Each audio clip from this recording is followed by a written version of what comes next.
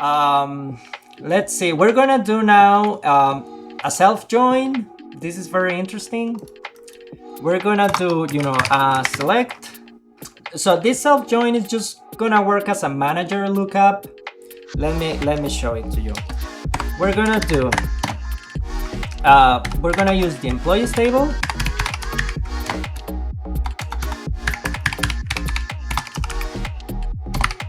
Employees E, left join.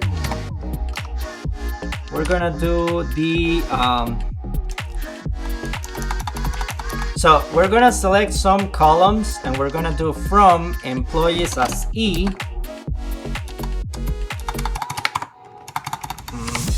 Let's see.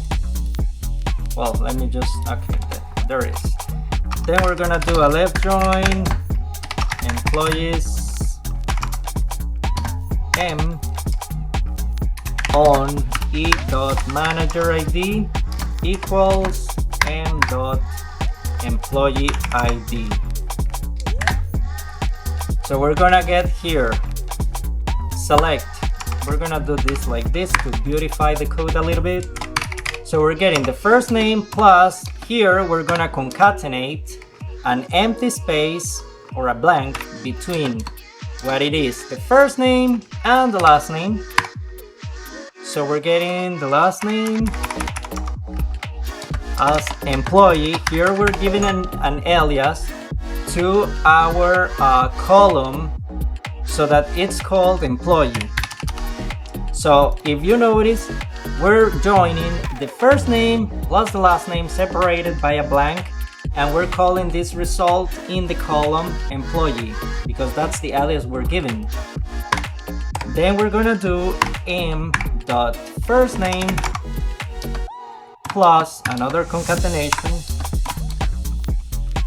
plus m dot last name as manager. Okay, and let's see what we get. Okay, there you have it.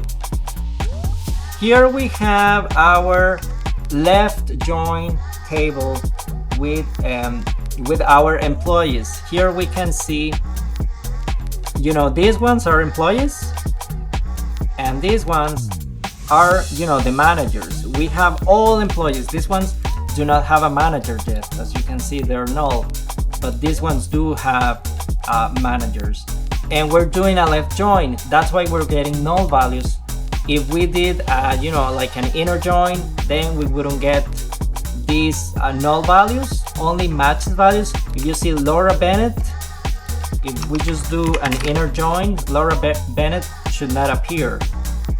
You see, here, Laura Bennett is not appearing as a regular employee, as it did before with the left join. For example, if we did the left join again, we can double check it. Actually, let's do both.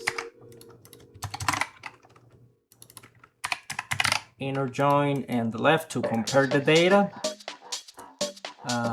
Let's see, here we can see it. So you see Laura Bennett Laura Bennett is actually a manager. So she's not like a regular employee or a subordinate. That's why we don't have her in our left join query. We don't have a manager for her under our left join query because she is actually a manager.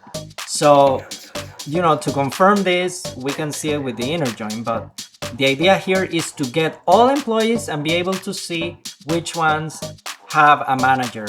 So with the regular left join, then we can actually see it here.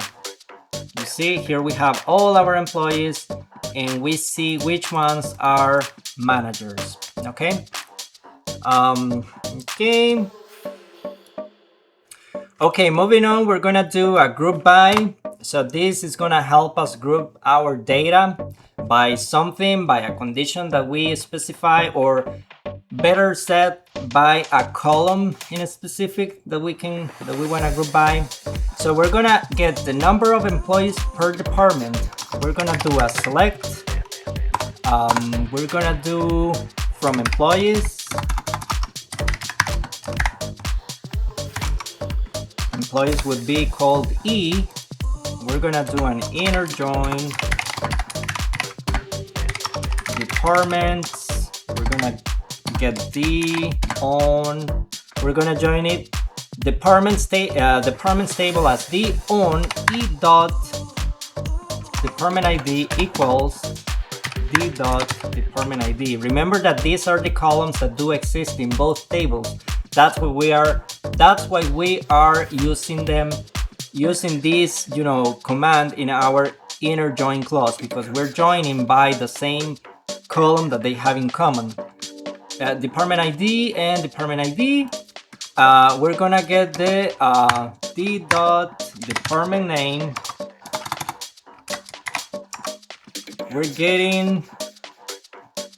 We're gonna actually do an aggregation here with the count. So we want to count the employees by the employee ID that exists in E dot employee ID, and we're gonna call this column as total employees from employees E, and we're gonna group by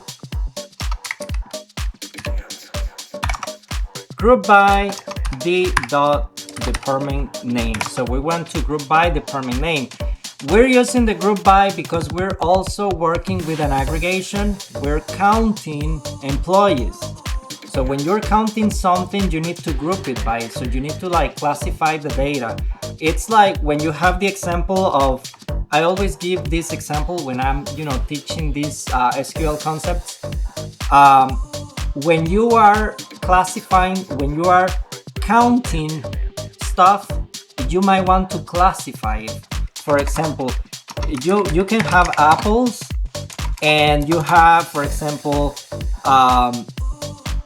apples. Yeah, but for example, you have three red apples, and you have one green apple. So we have a total of 4 apples in total. What am I doing here? So I'm counting how many apples do I have in what color. So I have apples, right? I have apples of some kind. So I have the column apples, and then I have color, and then I have, for example, apple. We have the Washington apple. We have Washington, let's say it's red, and we have, if we have 3 red apples, this would look like this. 3 Washington apples in red, so these are apples, or we can just say apple, apple, apple. So we have 3 red apples, and then we have 1 green apple. Apple, green. So what we want to do here is that we want to count how many apples of what color we have. That's the group by concept. What it's gonna do, it's gonna classify by counting how many of what category we have in our data set. That's what I wanted to explain, and I think this was a good example to put it to show it to you. So let's perform this query and see our result set. There you have it. We are grouping by department name our employees. How many employees from the big total we have classified by department name. So in customer support we have 2, engineering we have 5 employees, in finance we have 3, in human resources we have 2, marketing 3, sales 3. So group by helps us classify an aggregation. Okay, next we're gonna do an average function, because in SQL you can also do this kind of aggregations. This actually is gonna save you a lot of time instead of running a regular select or even a join from 2 tables, but getting all the data and then you pass it to an Excel file, and in Excel you perform the formulas to get averages, percentages, minimum, maximum. You can do actually all that at once, in SQL and just deliver a report already with the calculations. So for example, managers or human resources or stakeholders don't have to run these manual formulas on Excel, because that actually takes time and can lead to errors. So it would be good to include these at once in our query. So let's do an average. So we're gonna get the average salary per job title. So we're getting the select from employees E